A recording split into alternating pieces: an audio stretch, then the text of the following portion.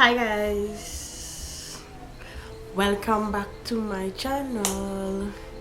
So today guys, we're gonna do birth vlog number 2. We're gonna do birth vlog number, say it right, 2. Yes, so we're back up in this. Okay, this might be a longer video. So I don't know if it might be a longer video or a shorter video. So we will see. I will try to wrap it up quick. So today's video is gonna be about my second child, which is my son, who that I am with. Let's jump right into this video. So let's start like how we meet and everything. I think I did do a video on how we meet. I think it's in a couple of videos. It's a video where I do a Q&A with him, I think. Or a boyfriend tag. I think I did a boyfriend tag video, and we did speak briefly on how we meet and who texts who first and everything. So as in my first video, as I tell you guys, I'm not going to disclose every single detail due to personal reasons. I'm not going to disclose everything. And for the people who was asking if my daughter and father was like okay, yes, he is okay with the first video I did. However, we don't have a problem like that. Right, so my son dad. When I was like now getting over my first child father, right? I had a friend who I was dealing with at the point in time. We was just real good friends and thing. And then me and my son dad was just like talking back and forth. He texts me first, then I text him. We keep texting. And then my friend who me and him was real good asked me, he was like, you like this boy, or you and he getting together? Or because like I seen they always texting them, and I was like, nah, me and he not going together. We just cool, we just texting, ting, whatever thing. And so afterwards, me and my son dad plan up, we meet, we go out and thing a couple times. Then after we come, and then he was like, Juve come, which is carnival, which is a big thing in Trinidad and Tobago. So when Juve come and thing, he went Tobago, I went Trinidad or wherever. And after Juve, he was like, listen, let me take this relationship a little more serious on February the 13th this year, make it 7 years we together. So he was like, let me take it a little serious, and thing. So he came to meet his mom, and then his mom passed away, so rest in peace to her. Right. And when he came to meet her, she was like, listen, I know you have a child, and my son was a child this year. Are you willing to give my son a child this year? Because he really wants a child, even though I tell him they're not the right time for him to have a child. So I tell her, I say, well, me and him talk, and I tell him I'm not ready for our next child yet because I just had a child.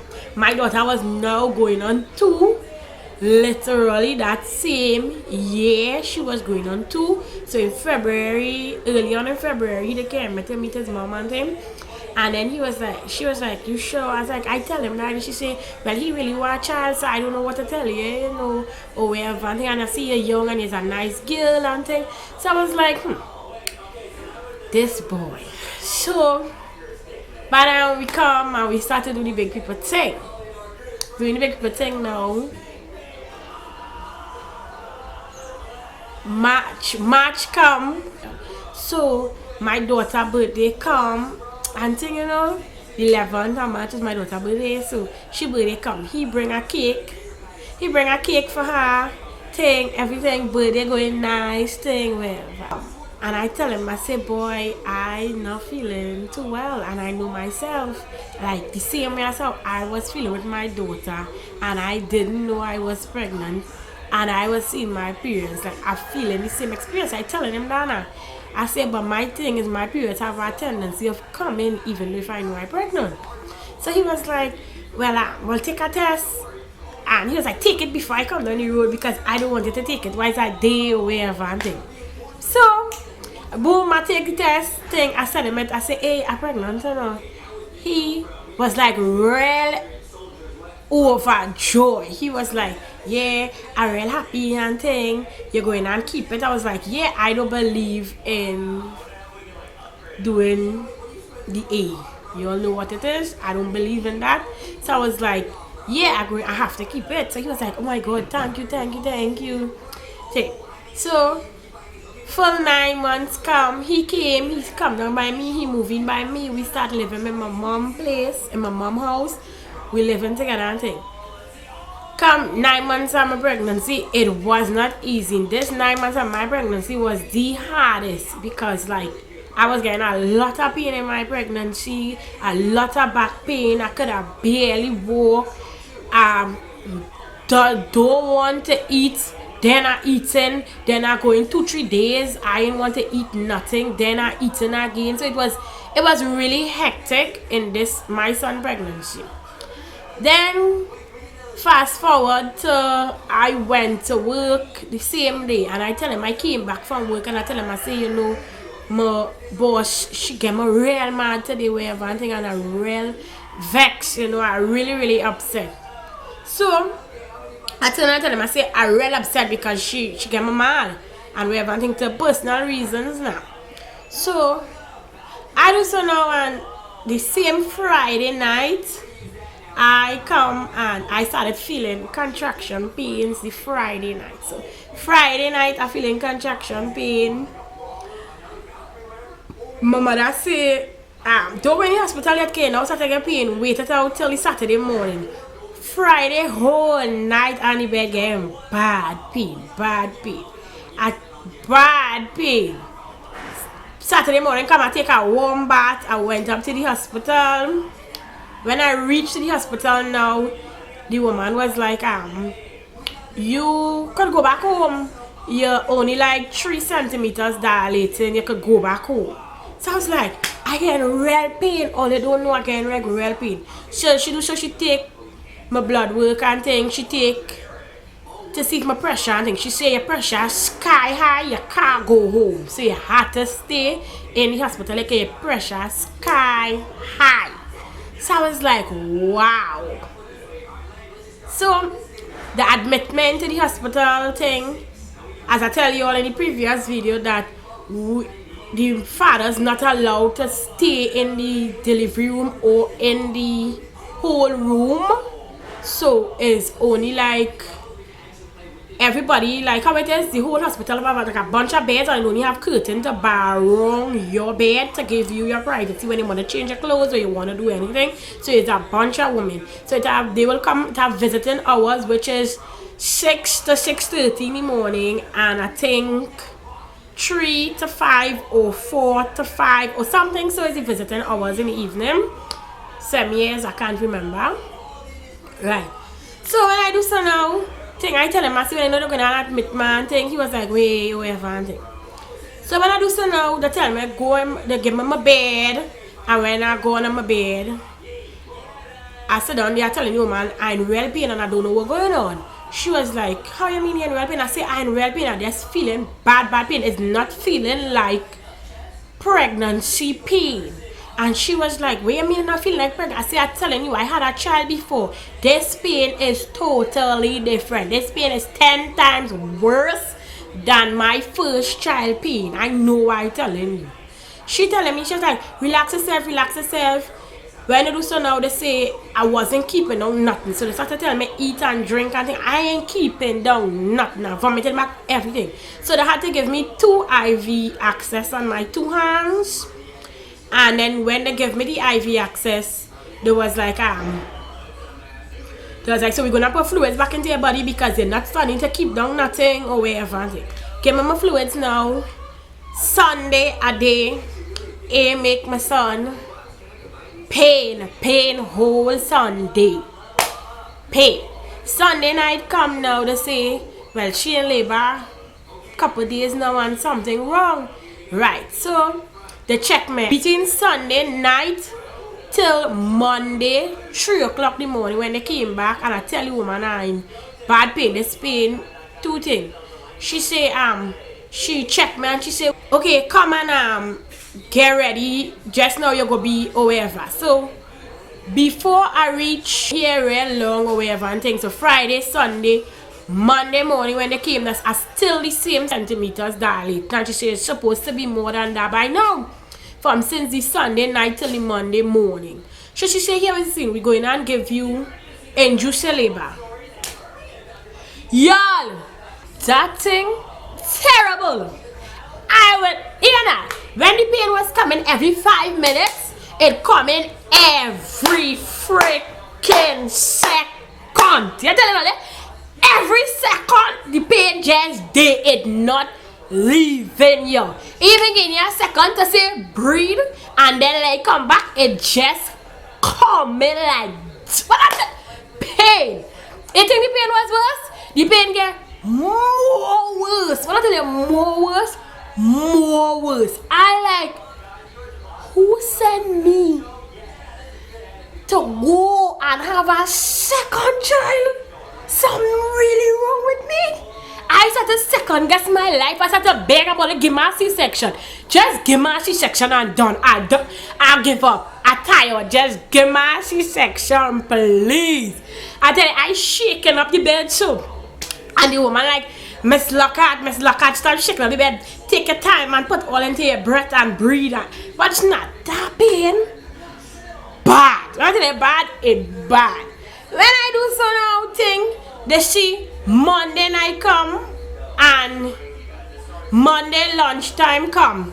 I still ain't move from 7 centimeters. The woman say, nah, something wrong. Something really wrong. The pain moved from in my belly and start to attack me in my back. Like my back was on fire. I couldn't lie down on my back. Pain. What is the pain? They do so and I say, Monday night come, they say, well, we can't really do nothing for you, you know, you had to kind of fight out the pain. And I had some sweet nurses. When I tell you I had some sweet nurses, they were so sweet, they was understanding, they was talking to me, they was like, Miss Lockhart, you already have a child, you know, where's the process? Take your time, breathe, relax yourself. Trust me, induced labor is not nice. When I do so now, Monday night come, they say, nah, when I do so now early Monday, Tuesday morning about 6 o'clock meet me, they still in labor. It had a lady who just write up the books. And I had to say, Father God, thank you to that woman. Otherwise, I would have been dead. Or if I wasn't dead, my son might have dead, or I would have been paralyzed. She came in that morning. And she said, girl, you inside here? I leave you inside here over the weekend and come back and you still inside here Tuesday. Nah. She said, go up on the bed, let me check you and thing. She put in she hand in my cervix and thing. She said, hey, this child, the child in my cervix, he was so small. He was so small like this, so, and he was full turn. He was small like this, so instead of his head being in my cervix like that to come through, his head was hitting the bottom of my cervix bone. But y'all are telling the story in so much different parts. I'm sorry, but it brings a lot of trauma back to me. She came and she was like, when she came and she put she hand in, she realized, hey, the child head is not in the socket. The child is so small that the child is hitting the bottom of my socket bone there. So the socket and my cervix bone, he just hitting there. So every time when I get a contraction, that's the reason why I'm feeling it. So he could have break my cervix bone and I could have been paralyzed from waist down. The woman tell me she didn't come and feel me. She take her hand and tell me wait until I get a contraction again. Even though the pain, but you know you just feel a contraction. She put her hand in inside my cervix, raise my son up. Before she did that, she's sending a long white tube. I don't know what it is, but it has like a hook on the end. She's sending that, and she tear my water bag open, and then she takes she hand and put it in. My son, put it underneath my son's neck, and then pull he through the cervix. Through my cervix, because he was underneath hitting the bottom of my cervix. She put in her hand and then pull him up, and then tell me, push. And that's how my son come. If it wasn't for this lady, y'all, I think they might have been planning the two of us funeral, or one of we funeral, or something. I don't know, but thank God to the lady. As soon as my child come, she run out and she go, doctor, nurse, the child come, or wherever.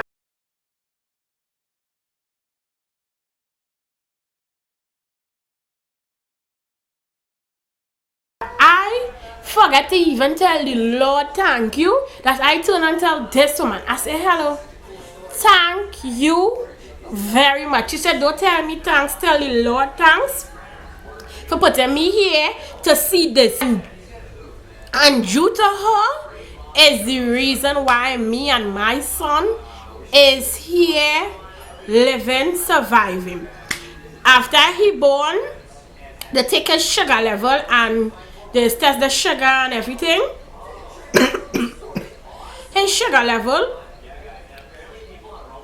sugar level was really low, like real low. It was terribly low. They say not supposed to drop below 30, and it was at 12 and 13. So he wasn't thinking or whatever. Every time he just give him tea or anything to drink, I giving him breast. He just throwing it up. He wasn't keeping nothing down for his sugar level to rise. So they had to put 2 IV access and put a feeding tube through his nose to feed him. He remained 11 days in the hospital. He remained 11 days. And he had jaundice, so they had, where his eyes are yellow, so they had to put like a blue light. I think it's a UV light or something, so let's call it. I can't really know. Sorry if I call the wrong thing. They had to put that over him. He had to put him in a little box, a kind of little glass kind of container thing, with that over him, with a feeding tube and everything. And then when I went to go and see my son, like the Tuesday he born, the next day, which is the Wednesday, I get to go and see him. Before I even got to go and see him, the girl, it had some trainees who come in. They were really nice. I swear I had some nice people. They came in. The woman was like, oh God, you went through so much. She said, let me make some tea for you. She make some nice, I think it was orange peel tea she made for me. It tastes so good. They wheel me out on a wheelchair because I was in so much pain. They take a real good care of me. I will lie for that. And then when the next day when I went and I had to go and see my son inside of the room, or we about to go and feed him because they was going to take him off the feeding tube. I'll put some pictures of him with the feeding tube through his nose. And after that, they were like, they was like, give him some breast. But before my son, I had to say I still went through a little bit of trauma, because after that my son was lying on there. When I went to meet him, my child had vomit on his whole face, going down the whole side of him. So I now started getting vexed, because I was like, so he vomit and nobody didn't see he vomit to clean him up, or even call me to clean him up or something. And they was like, sorry, it had an emergency, so they end up running and going. And y'all, it was hectic. It was really hectic. Having my son was hectic, and it was bad. It was terrible. And that same day I was inside it, another girl, she tell them she child was coming, and I got some nice news. I don't know who she get. She tell them she child coming, and by the time the child ain't coming yet. By the time she walk in the toilet, she make the whole child in the toilet bowl. So emergency problems, real problem. Y'all, I thank God that I had my 2 kids. I'm surviving. I'm living life with my 2 kids. I thank the Lord that I am okay. My son is okay. He's all grown up. He's big. He'll be 7 in December. The 5th of December was his birthday. He'll be 7 in December. So thank you, Jesus, for that. And yeah, see you guys. Thank you for watching. See you guys in the next video. Bye.